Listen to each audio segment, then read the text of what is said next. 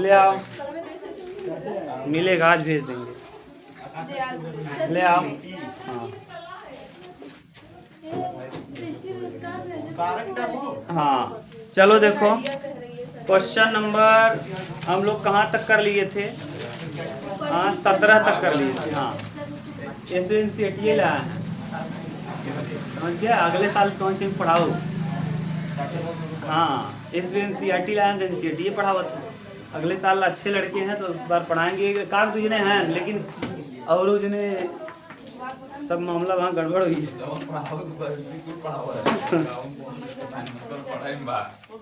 अरे तो सबके दिक्कत बना।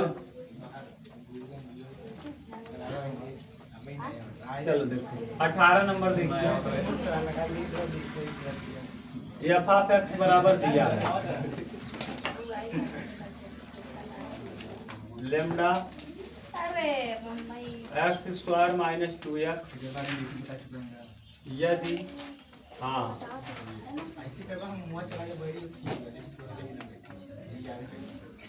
और 4x + 1 कामा यदि x ग्रेटर देन 0।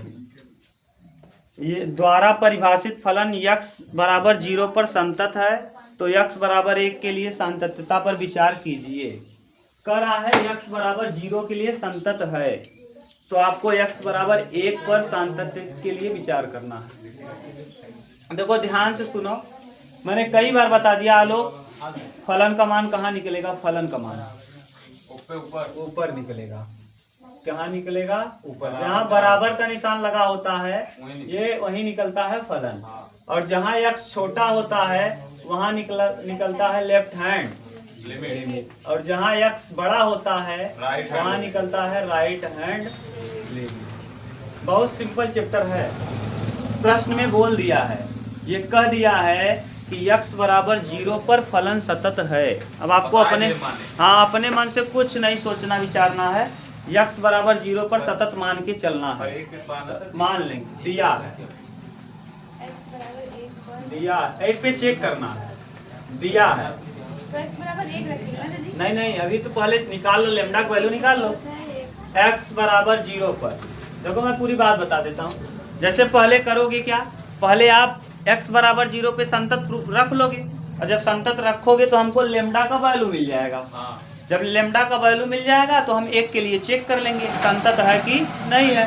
तो बिना लेमडा का वैल्यू निकाले 1 पर कैसे बता पाओगे? लेमडा के बारे में कोई जानकारी है नहीं।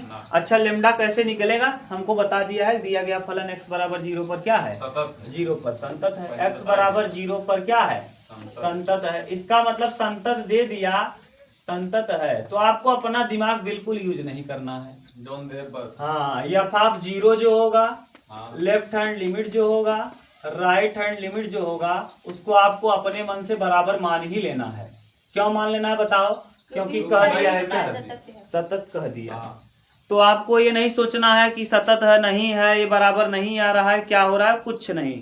संतत कह दिया है, आपको बराबर मानना ही है, चाहे जो वैल्यू आए। ठीक, तो आप करो क्या, पहले फलन निकालो। x बराबर 0 पर किसका मान? फलन का मान। फलन का मान। अच्छा फलन का मान कहाँ निकलेगा? ऊपर रखो f(x) लेमडा और x² - x की जगह क्या पुट करोगे? 0। तो जैसे ही 0 पुट करोगे, ये भी 0 ये भी 0, 0 गुणा लेमडा में 0। अरे लेमडा का गुणा 0 में करोगे 0।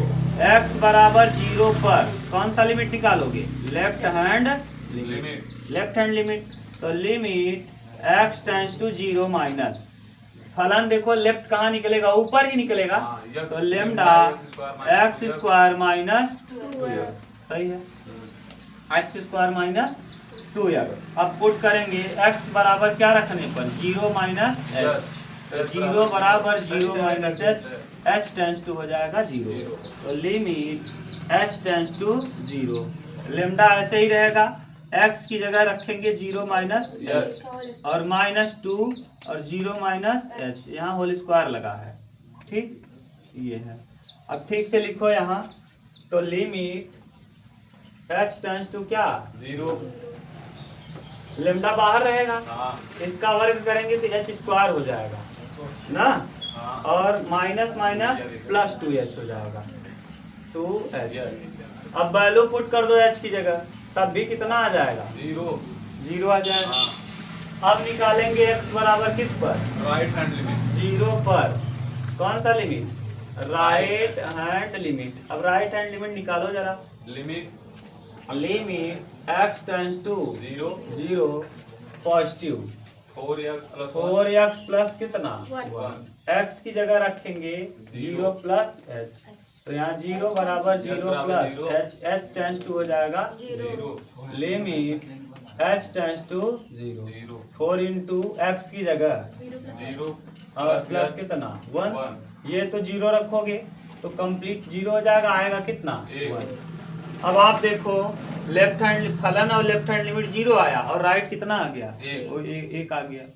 तो बताओ जरा यहाँ पे इसकी जगह पे वैल्यू कितना आ जाएगा। अब एक के लिए चेक करना है, हाँ तो देखो ये अब नया फलन बन जाएगा, नया फलन एफ ऑफ एक्स जो बनेगा, ये तो 0 आया, लेफ्ट भी 0 आया और फलन भी, तो यानी यदि कितना है x less or equal to 1 रहेगा तो कितना आ जाएगा 0, या फिर 1 यही रख लो, जैसे मान लो यही वैल्यू पुट कर लो, लेमडा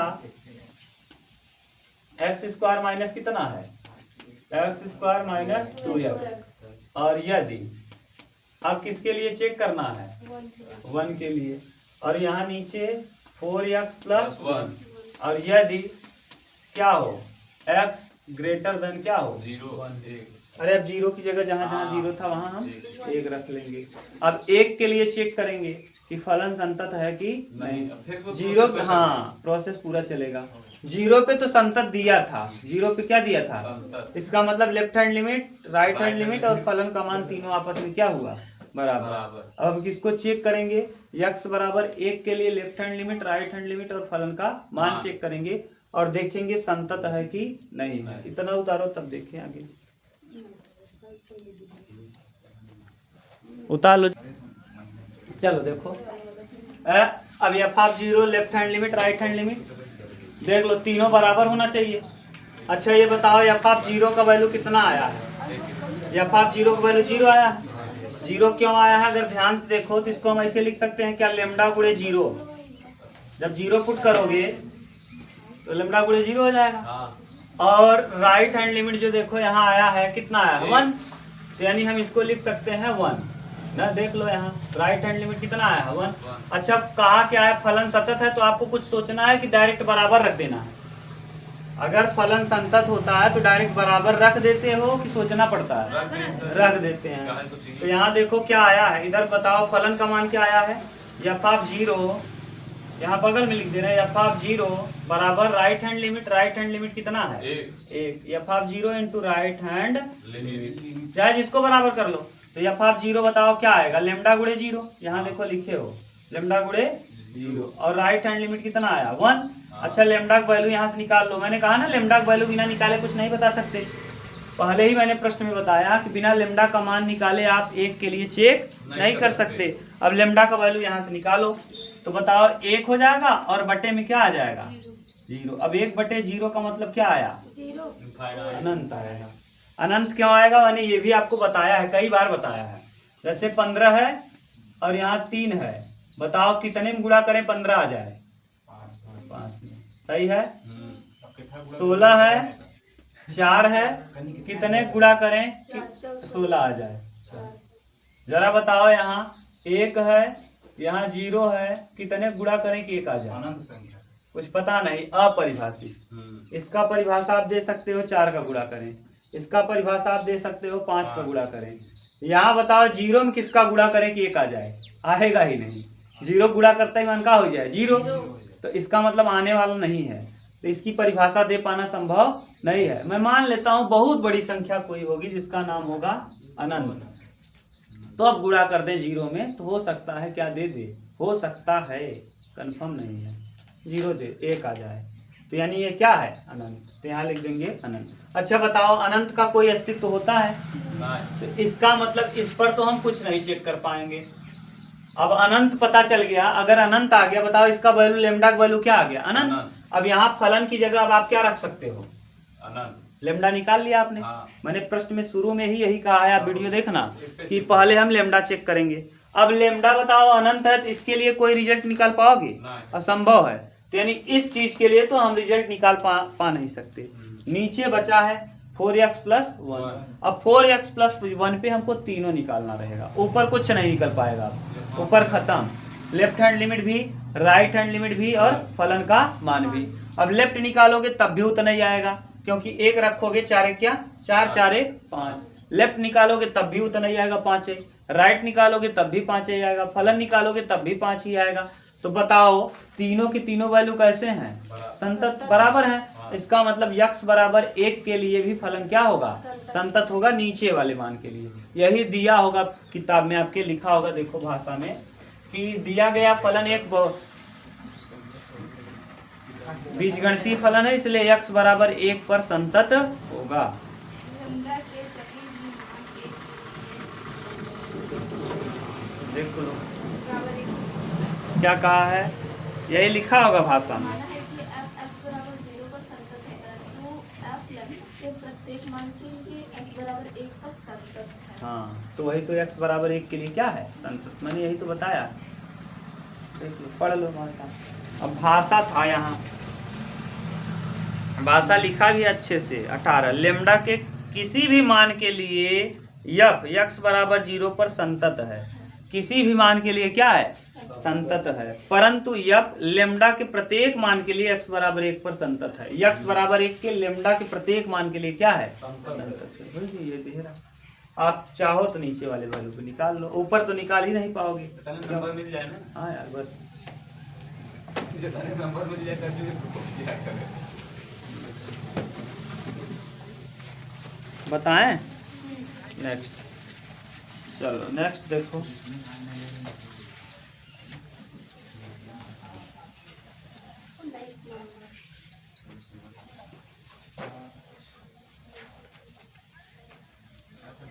आज खत्म कर देंगे थोड़ा। हाँ, कहाँ खत्म हो जाए सर जी? 34 नंबर तक के बाद 34 थी बा। अब आयो 19 नंबर बताओ जाए। ध्यान से सुनो। कह रहा है कि दर्शाइए कि gx, एक देखो फलन है gx 19, एक फलन gx है, बराबर दिया है x और ग्रेटर इंटीजर फंक्शन x। ये ग्रेटर इंटीजर फंक्शन x कहलाता है महत्तम पूर्णांक फलन। इसको हिंदी में कहते हैं, ये बहुत इंपॉर्टेंट चीज है। देखो इसको बड़का ब्रैकेट x मत समझना, इसका नाम है महत्तम पूर्णांक फलन। महत्तम पूर्णांक फलन। बात समझोगे तभी ये प्रश्न कर पाओगे ना। ये प्रश्न बहुत अच्छा है, अब समझने का प्रयास करना। मैं जो बताने जा रहा हूँ, महत्तम पूर्णांक फलन मतलब पूर्णांक लेना है। क्या लेना है? जैसे 1.2 दे दे ना, एक देगा पूरा तो हम पूरा पूरा अंक लेंगे। इसमें पूर्णांक महत्तम पूर्णांक, इसको बाहर निकालोगे कितना लोगे? जैसे 1.8 दे दे, तब भी पूर्णांक महत्तम पूर्णांक कौन है? 1 है। तब भी हम कितना 2 नहीं लेंगे। पूर्णांक, इनमें पूर्णांक कौन महत्तम है? 1 रुपया महत्तम है कि 80 पैसे महत्तम है? तो यहाँ महत्तम पूर्णांक फलन लिया जाएगा। जैसे -2.1 दे दे, हाँ। अब बताओ इसमें क्या लेंगे? -2.1 में महत्तम पूर्णांक फलन 1 लेंगे। हाँ माइनस लग गया। हाँ, माइनस लग गया है, तो ये बात है। अब यही चीज यहाँ लगाएंगे, यही हम यहीं पे लगा देंगे। अब हमको कोई वैल्यू नहीं दिया, किस पर चेक करना है? इसके पहले जैसे 0 पर चेक करना था, 1 पर चेक करना रहता था। अब यहाँ वैल्यू ही नहीं दिया है, तो हम मान लेंगे, माना x बराबर c के लिए x belongs to c belongs to r, c belongs to किमन r के लिए। अब हम किसके लिए चेक करेंगे? अच्छा, c मान लें कि के मान लें? जो बोलो, के मान लें क्या? हाँ सर। c जो है वो रियल नंबर भी बिलोंग करता है। अब क्या है क्या नहीं मुझे नहीं पता, लेकिन इतना जरूर है कि c जो है वो रियल नंबर है। परिमेय भी हो सकता है, अपरिमेय, कोई भी मान हो सकता है। हम करेंगे क्या, देखो एक यहाँ से देखो सी पर चेक करेंगे। किस पर चेक कर रहे हो, सी पर। तो इसके सी के इस तरफ जो आएगा ये क्या आएगा, c minus h. Left hand limit जो होता है कम होता है और राइट हैंड लिमिट जो होता है ज्यादा होता है, राइट हैंड लिमिट। अब बताओ लेफ्ट निकालोगे और राइट निकालोगे तो लेफ्ट निकालते समय सी माइनस एच होता है और राइट निकालते समय सी प्लस एच होता है। जैसे अभी निकाल रहे थे 0 माइनस एच और 0 प्लस एच, जैसे जिस बिंदु पर निकाल रहे हो लड़की, जैसे हम किस बिंदु पर निकाल रहे हैं, सी पर। जैसे 0 पर निकालते थे तो लेफ्ट निकालते समय 0 माइनस एच और राइट निकालते समय 0 प्लस एच, 0 माइनस एच और 0 प्लस एच। अब देखो सी माइनस एच, सी में कुछ घटाएंगे तो मैं मान ले रहा हूं घटने के बाद ये आ जाएगा सी माइनस 1, और अगर सी में कुछ जोड़ रहे हो तो मैं मान रहा हूं कि जोड़ने पर आ जाएगा सी प्लस कितना 1। ठीक, अब यहां से हल करना चालू करिए क्योंकि पूर्णांक लेना है। तो लिखेंगे x बराबर किस पर, c पर, किसका मान, फलन का मान।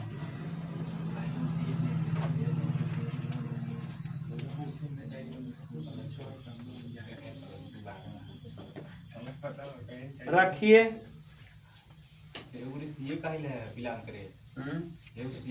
जहाँ जोर ले लो, कुछ भी ले लो, रियल नंबर जहाँ जो ले लो। अब रियल नंबर में कोई गिनती नहीं ले सकते, चाहे जो तुम्हारा मन करे। हाँ जहाँ जो ले लो, जहाँ जो ले, लेकिन वो रियल नंबर है, वो रियल नंबर। हाँ अब यहाँ रखेंगे क्या, सी माइनस सी। ठीक, अब सी माइनस सी।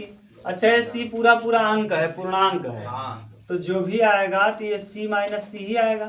कुल मिला के क्या हो जाएगा 0। x बराबर सी पर कौन सा लिमिट, लेफ्ट हैंड लिमिट। अब लेफ्ट हैंड लिमिट निकालो जरा, limit x tends to C minus. अब फलन कौन सा, फलन तो वही रहेगा x minus greater integer function x। अब रखेंगे तो लिमिट h टेंड्स टू हो जाएगा 0, h टेंड्स टू 0। क्यों, क्योंकि x की जगह पे हम रखेंगे c माइनस h, और x बराबर जब c माइनस h रखेंगे तो यहाँ भी c रखेंगे, और x की जगह c चेक कर रहे हो ना, c रख दिए, और c माइनस क्या h टेंड्स टू हो जाएगा क्या 0। अब ये लिमिट h टेंड्स टू 0 हो गया। x रखेंगे, x की जगह क्या रख रहे हो, c माइनस h, सही है, माइनस यहाँ भी रख देंगे कितना, c माइनस h। और अभी आप देखे थे कि जो c माइनस h रख रहे हो, अगर छोटा रहता था मान कैसा आता था, छोटा वाला लेते थे। यानी हम कौन सा, हमेशा याद ऐसे रखना, हमेशा जब ग्रेटर इंटीजर फंक्शन हो तो हमेशा बाएं तरफ वाला मान लेते हैं। किसके, जिस वैल्यू को निकाल रहे हो उसके जस्ट बाएं, इसके जस्ट बाएं में कौन है c माइनस 1, तो यहाँ रख देंगे क्या c माइनस 1। तो लिमिट h टेंड्स टू, आप यही याद रखना, c माइनस एच, और माइनस अंदर जाएगा, इसकी जगह क्या रख रहे हो c माइनस 1, तो माइनस c हो जाएगा और माइनस माइनस कर देगा क्या प्लस। c से c क्या हुआ, h की जगह 0 पुट करोगे कितना आ जाएगा 1 आ गया। अब बताओ ये 0 आया और ये कितना आया, सतत नहीं है। तो याद रखना ग्रेटर इंटीजर फंक्शन किसी भी मान, किसी भी वास्तविक मान के लिए सतत नहीं होता। आप ऐसे देख लो, हाँ लिख देना पेपर में, लिमिट x टेंड्स टू, हाँ एक नंबर में दे इसे संतत और संतत पूछे तो इसे रहता जाना था तुरंत में आप का सॉल्व करब लिमिट x। अब बताओ फिर वही फलन रहेगा। अब राइट निकाल रहे हो तो अब मैं इसलिए बता दे रहा हूँ थोड़ा आपका दिमाग क्लियर, जैसे 2 नंबर में दे दे। हाँ अब देखो करोगे क्या, राइट रखोगे। अब राइट निकालते समय बताओ क्या निकालते हो, x बराबर c पर कौन सा limit, right hand limit, right hand limit निकाल रहे हो। अब आपको पता है कि x की जगह c प्लस क्या पुट करेंगे h, तो यहाँ भी c पुट करेंगे और यहाँ c प्लस h पुट करेंगे, h बराबर हो जाएगा 0। h बराबर कितना हो जाएगा 0। लिखो लिमिट h टेंड्स टू हो जाएगा 0, x की जगह क्या रखोगे c प्लस h ना, और फिर देखो minus greater integer function c plus h। अभी मैंने बताया जब भी ग्रेटर इंटीजर फंक्शन निकालना हो तो उसके जस्ट बाएं वाला मान लेते हैं। सी माइनस अब यहाँ इसके जस्ट बाएं सी प्लस एच के जस्ट बगल में कौन है? सी। सी है। अब की बार हम यहाँ पुट कर देंगे कितना, limit H tends to 0 C plus H, और इसकी जगह क्या पुट कर देंगे, माइनस सी हो जाएगा, सी से सी कैंसिल, यहाँ वैल्यू क्या दे देगा 0, एच की जगह 0 पुट करो। बताओ ये वाला मान और ये वाला मान बराबर हुआ? नहीं बराबर हुआ, तो इसका मतलब ये क्या है, दिया गया फलन असंतत है। अब देखो यहाँ कंफ्यूजन हो सकता है ग्रेटर इंटीजर फंक्शन में, ध्यान रखना जैसे मैंने ये बताया है जिस बिंदु पर निकालते हैं उसके लिए मैंने इसीलिए मैंने चर्चा किया था खूब बढ़िया से। यहाँ जैसे यहाँ 0 होता तो लेफ्ट निकालते समय क्या करते और राइट निकालते, यहाँ क्या करते बताओ, 0 माइनस, और राइट निकालते समय 0 प्लस जिस बिंदु पर निकालते हैं, मान लो यहाँ सी हो, क्या हो सी, तो बताओ लेफ्ट निकालते समय और राइट निकालते समय सी प्लस क्या निकालेंगे, सी प्लस एच। और ग्रेटर इंटीजर फंक्शन कहता है कि हमको पूरा पूरा अंक लेना है। हाँ। अच्छा सी में छोटा सा छोटा माने जो एच होता है नेबर होता है, पड़ोसी, बहुत छोटा मान। अब बताओ सी पूर्णांक है, कोई रियल नंबर है, यानी रियल नंबर होगा तो पूर्णांक भी हो सकता है, आप पूर्णांक भी हो सकता है। अगर पॉजिटिव है तो सी प्लस एच, और सी मैंने पूर्णांक में कुछ भी जोड़ो तो क्या मिलेगा, पूर्णांक ही मिलेगा। तो पूर्णांक में मैंने कुछ जोड़ा, एच जोड़ा, तो क्या मिलेगा हमको, पूर्णांक, पूर्णांक यानी सी ही निकलेगा, क्योंकि आप जानते हो ग्रेटर इंटीजर फंक्शन में पूर्णांक ही लिया जाता है। किसको हम ले लेंगे, राइट निकालते समय इसकी जगह हम सी रख लेंगे ना। और लेफ्ट जब निकाल रहे हो तो लेफ्ट यानी सी माइनस एच है, सी में आपने कुछ घटाया, सी में आपने कुछ घटाया, तो बताओ ये और छोटा हो जाएगा, पूर्णांक से भी कम आने लगेगा, तो उसको घटा करके सी माइनस एच कर रहे हो, यानी जो मान लो ये 1 रहा होता, सी की जगह कितना रहा होता 1, और ये जो h रहा होता है 0.1 रहा होता, तो आता कितना 0.99 ना, यही आता। तो बताओ ये पूर्णांक है, नहीं है, पूरा पूरा अंक नहीं है। और ग्रेटर इंटीजर फंक्शन में लेते समय हमको पूर्णांक लेना है, इसीलिए जब हम लेंगे तो सी माइनस एच की जगह सी माइनस क्या ले लेंगे 1। यही जो पूर्णांक था, पूर्णांक में पूर्णांक घटा देंगे, पूर्णांक था, पूर्णांक में पूर्णांक घटाओगे तो पूर्णांक ही मिलेगा। जैसे 5 में से 4 घटाओगे तो कितना मिलेगा, समझ गया कि नहीं, इसीलिए मैंने सी माइनस 1 लिखा। अब आप इतना दिमाग मत लगाना, सीधा सीधा लगा देना क्या कि बाएं तरफ चलना है। जब भी ग्रेटर इंटीजर फंक्शन में चलना है हमको कहाँ चलना है, बाएं। जैसे सी प्लस एच के जस्ट बाएं कौन है, सी माइनस एच के जस्ट बाएं कौन है, तो लेफ्ट निकालते समय सी माइनस एच है, क्या है यहाँ सी माइनस एच है, इसके जस्ट बाएं कौन है सी माइनस 1। अब बताओ राइट निकालते समय क्या है, सी प्लस एच है, तो सी प्लस एच के जस्ट बाएं कौन है, बाएं तरफ। अच्छा हाँ, सी सी सी, यही ध्यान रखना। अब ग्रेटर इंटीजर फंक्शन में अगर आप कंफ्यूज हो तो इतना याद रखना जो मैं बोल रहा हूँ, समझ गए। लेफ्ट साइड है तो करे फिर बाएं, हाँ बाएं चलेगा, हमेशा बाएं। ग्रेटर इंटीजर फंक्शन में हमेशा कहाँ चलना है, बाएं चलना है, ठीक।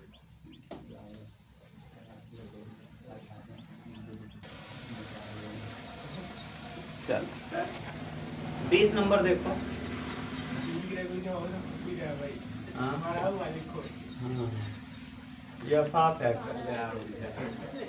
बराबर x square minus sine x और प्लस क्या द्वारा परिभाषित फलन x बराबर पाई पर संतत है। देखो यह एक बहुपदी फलन है। कैसा फलन है, बहुपदी फलन है। जब भी बहुपदी फलन दे ना, हाँ जब भी बहुपदी फलन दे तो हर बिंदु पर संतत होता ही है। तो आपको कुछ नहीं करना है, डायरेक्ट हम पाई के लिए चेक कर लेंगे।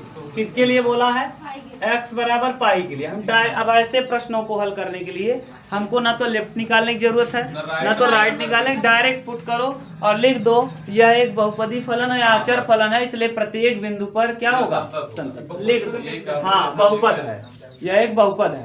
देखो जो चर है उसकी घात क्या होनी, भिन्नात्मक या ऋणात्मक नहीं होनी चाहिए, ना भिन्नात्मक है ना ऋणात्मक है, बात खत्म हो गया। लिख देंगे यफ आप क्या रखेंगे, x बराबर पाई पर, x बराबर पाई पर फलन का मान, फलन का निकालो। यफ आप पाई बराबर pi square minus sine pi और प्लस 5। पाई स्क्वायर तो पाई स्क्वायर रहेगा, साइन 180 अंश का वैल्यू 0 होता है, और प्लस 5 अब यहाँ से लिख देंगे पाई स्क्वायर प्लस 5। अब देखो ये जो वैल्यू आया अचर आया, यह एक बहुपदी फलन था, यहाँ आया जो मान अचर है, अतः लेफ्ट निकालोगे तब भी तो नहीं आएगा, राइट निकालोगे तब भी, क्योंकि पाई पे ही लेफ्ट निकलेगा, पाई पे ही राइट निकलेगा, लेफ्ट निकालोगे तब भी वही वैल्यू देगा, राइट निकालोगे तब भी वही वैल्यू देगा। अतः x बराबर पाई पर, x बराबर किस पर, पाई पर फलन क्या है, फलन सतत है। ये तो ज्यादा सिंपल क्वेश्चन हो गया। संतत सही है। नेक्स्ट दिया दिया नहीं रहता तो हम सी मानते, के मानते, यम मानते, जो तुम्हारा मन करे, लेकिन उसको मानते समय बिलोंग कर देते आर में। किसमें? हाँ, अगर बहुपदी फलन है तो सतत होगा ही। आगे देखो 21 में देखिए दिया है ए। हाँ ये अच्छे क्वेश्चन है। हाँ अब क्या करें यार बताओ। अच्छे सर जी आज मतलब जी कॉलम खत्म होता है, बताओ साइन एक्स प्लस कास एक भैया पढ़ ले थोड़ा ये पढ़ लेगा हम कहाँ उत्तर दे हमने। सुनो, जब भी ऐसा दे, देखो जब भी ऐसा फलन देना तो याद रखना साइन का ग्राफ ऐसे होता है, ये साइन का ग्राफ है, किसका, साइन का, और ये कास का ग्राफ है ना। अब साइन का नीचे से थोड़ा आएगा, साइन का ग्राफ और कास का जो ग्राफ होता है, ध्यान रखना एक साथ दोनों को हम संतत नहीं बना सकते। अरे यार संतत का मतलब मैं एक बार पेन रखूं दोनों ग्राफ बना दूं, ऐसा बनना पाना संभव है नहीं। यहाँ कहाँ बन पाए, अरे ढक्कन आदमी ये है, ये साइन है, ये किसका ग्राफ है, साइन का। और अभी देखो ये किसका ग्राफ है, कास का। कास देखो जीरो का वैल्यू 90 डिग्री होता है, कास जीरो का वैल्यू 1 होता है। अरे कास जीरो पुट करोगे एक्स का, यानी जो ऐसे निकालते हो ना भैया, कास और साइन, नीचे लिखे साइन और क्या कास। अब यहाँ वैल्यू जो पुट किया जाता है ना, एक्स डिग्री का मान होता है, ये जो डिग्री में पुट करते हो एक्स का मान होता है।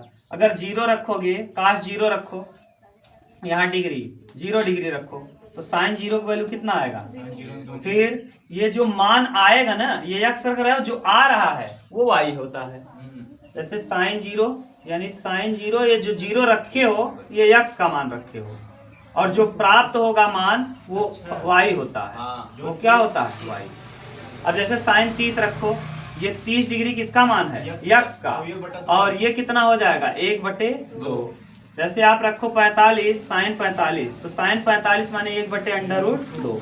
ऐसे ही आते जाओगे साइन 90, और साइन 90 का वैल्यू कितना होगा, 1 होगा, तो साइन 90 का वैल्यू हो जाता है 1। जरा देखो यहाँ जीरो था है लड़कियां लोग, ये देखो एक्स अक्ष पे 0 है, वाई अक्ष पे 0 है, तो साइन 0 का वैल्यू कितना होगा 0, एक्स पे भी 0, वाई भी 0।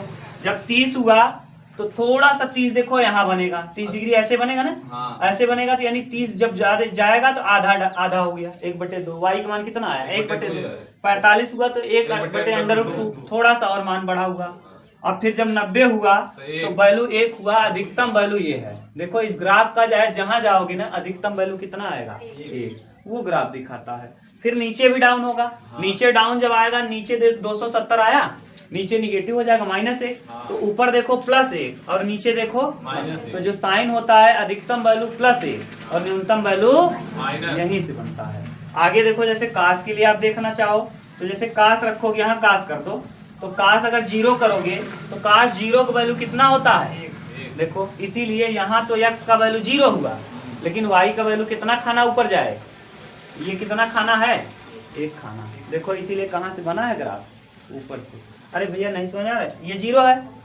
अच्छा ये बताओ, ये x अच्छा है, x 0 है और y 1 खाना है, तो x का वैल्यू 0 जब रख रहे हो तो y का मान कितना आ रहा है, यानी ऊपर आ रहा है, यहाँ मिलेगा। तो ये देखो लगातार कास का मान देखो अगर आप ध्यान से, तो 0, 30, 45, 60 और क्या 90। जब 0 रखोगे तो 1 आएगा, 30 रखोगे √3/2, 45 रखोगे 1/2, 60 रखोगे तो √1/2 और यहाँ आ जाएगा 0। अच्छा लगातार ये क्या हो रहा है, बताओ, सबसे ज्यादा 1 था, हाँ। फिर और कम हुआ, फिर और कम हुआ, फिर और कम हुआ, आते आते क्या हो गया? 0। जब आपने 90 रखा, कितना रखा? 90 0 क्या हो गया? तब ये 0 हो गया। समझ गए? ये है ग्राफ। अच्छा बताओ, दोनों ग्राफ को एक साथ बना सकते हो? एक ही बार में नहीं बना सकते, पेन उठाना ही पड़ेगा। दो पेन लाइन ला सर। हाँ, दो। अब इसीलिए ऐसे प्रश्नों को करने के लिए अगर आपके पास कोई उपचार है तो उपचार लगाओ। हाँ, उपचार क्या है कि इसको एक में कन्वर्ट करो, एक फलन में कन्वर्ट करो, और एक फलन में कन्वर्ट करना कक्षा 11 का रूल करेगा। कक्षा 11 में आप लोगों ने हवाबाजी की है। अब इसीलिए कहाँ पढ़ाया था सर जी यार? हाँ, अब देखो है कास और साइन है। अब देखो, अगर हम यहाँ कर दें √2 से गुणा, √2 से भाग, एक फलन में कन्वर्ट हो जाएगा। देखो मैं बता रहा हूँ, f(x) है, ये सबसे सही तरीका है। f(x) √2 से गुणा, √2 से भाग। और यहाँ देखो, कोई दिक्कत हो तो बताना। अभी कुछ दिक्कत नहीं ना? इस वाले √2 को अंदर रहने दो और इसको छोड़ दो। √2, अब ये 1/√2, या फिर पहले साइन लिख लो, sin x into 1/√2 plus cos x into 1/√2। अब ये देखो बन गया सूत्र। √2 ऐसे रहने दो, इसको लिख दो sin x, और cos π/4। cos 45 का वैल्यू कितना होता है? हाँ, cos 45 का मान 1/√2। ऐसे cos x लिखो और sin 45 लिख दो। sin 45 का भी वैल्यू कितना होता है? अब ये sin a cos b, cos a sin b। sin a plus b का क्या बन गया? जरा ये बताओ, ये कितने फलन में कन्वर्ट हो गया? बेवकूफ आदमी, यहाँ साइन और cos दोनों था। अब आसान हो गया। अब आप बता दो, किसी भी बिंदु के लिए हो जाएगा क्या? दिया गया फलन किसी भी बिंदु के लिए संतत होगा। एक फलन में कन्वर्ट। √2 तो अचर चीज है। हाँ, बिना दोनों के एक में कन्वर्ट करे भाषा लिखे पड़े। साइन x एक त्रिकोणमितीय फलन है, और जो साइन x अकेले होता है यह प्रत्येक बिंदुओं पर क्या होता है? संतत होता है, क्योंकि इसका ग्राफ कहीं टूटता नहीं है। और cos x एक त्रिकोणमितीय फलन है, यह भी एक सतत फलन होता है, यह भी कहीं ब्रेक नहीं होता है, क्योंकि sin x एक सतत फलन है और cos x एक सतत फलन है। तो नियम के अनुसार यदि f(x) और यदि f(x) सतत हो, क्या हो? संतत हो, और g(x) संतत हो, तो ऐसी स्थिति में इन दोनों का योग भी संतत होता है। इतना लिखे पड़े, भाषा लिख लेगा। सुना, पहले बोलते सुन ला। sin x एक त्रिकोणमितीय फलन है और इसका ग्राफ कहीं भी टूटता नहीं है, क्योंकि sin x को बनाने के लिए हमको अपने पेन को उठाना नहीं पड़ता। हाँ, नहीं, ये नहीं लिखना है आपको। मैं जो बोल रहा हूँ वो सुनो, मैं बताने के लिए बोल रहा हूँ। जितना लिखा एक बार ये कह रहे हैं sin x एक बहुपदी, sin x एक त्रिकोणमितीय फलन है, और त्रिकोणमितीय फलन प्रत्येक बिंदु पर क्या होता है? संतत होता है। और cos x भी एक बहुपदी त्रिकोणमितीय फलन है, और यह भी एक क्या होता है? सतत फलन होता है। अगर हम sin x को f(x) मानते हैं और cos x को g(x) मानते हैं, तो ऐसी स्थिति में हम जानते हैं कि दो सतत फलन को यदि जोड़ दिया जाए तो ये आपस में भी क्या होते हैं? सतत होते हैं। देखो, ये दोनों में किसका निशान लगा है? जोड़ का। यह संतत है, यह भी संतत है। दो सतत फलनों का योग सदैव सतत होता है। बस इतना लिखना। तो का लगी भाई √2 गुणा की कहानी? सर वहाँ √2 ही क्यों लिए? हाँ, √2 इसलिए लिए क्योंकि और वैल्यू के लिए दोनों बराबर नहीं हो पाता। साइन और कास √2 के लिए ही बराबर होते हैं। साइन का वैल्यू 45 पर ही साइन का और कास का आपस में क्या होता है? बराबर होता है। हाँ, आप क्रॉस क्वेश्चन कर सकते हो जो भी।